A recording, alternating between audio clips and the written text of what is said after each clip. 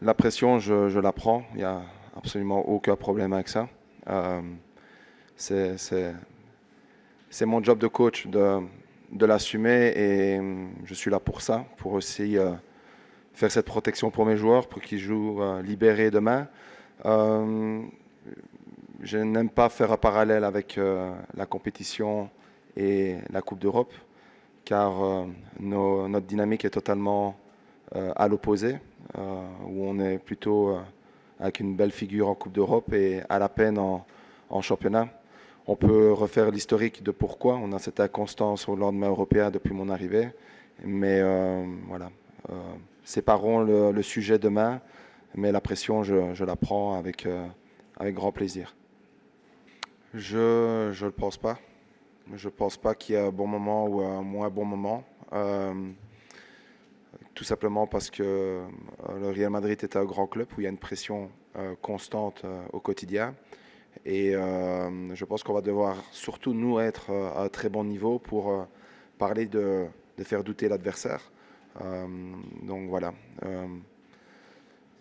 Pour nous, c'est pareil. Est-ce que c'est le bon moment ou pas le bon moment? On a montré dans des grands matchs qu'on est présent au moment où on ne nous attend pas et dans des moments plus abordables, vu le calendrier, où on n'est pas là pour diverses raisons qu'on a déjà parlé. Mais dans le football, il n'y a pas une vérité exacte par rapport au moment où on rencontre un adversaire, je pense.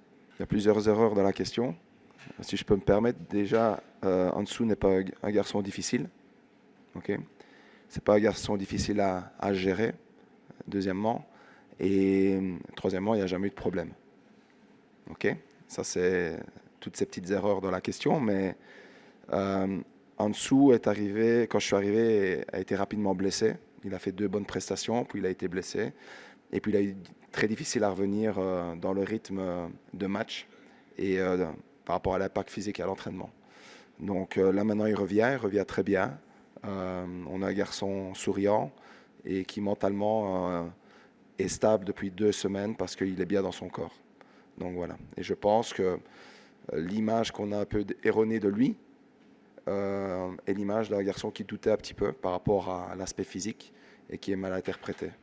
Moi, j'ai été joueur et je sais que c'est aussi un paramètre qu'il faut tenir compte en tant que joueur. Donc, mais pour le moment, il n'y a absolument aucun souci et en tout cas, il est prêt à aider l'équipe. Euh, pour revenir en dessous, je pense que oui, il peut être un joueur important s'il est physiquement prêt et si le physique est bon, la tête est bonne généralement pour un footballeur et à partir de là, si des bonnes prestations arrivent, des bonnes prestations collectives aussi arrivent, la spirale positive se met en marche et c'est tout ce qu'on espère. Et ça dépend aussi de lui et de son investissement. Et pour le moment, il est investi et il est focus.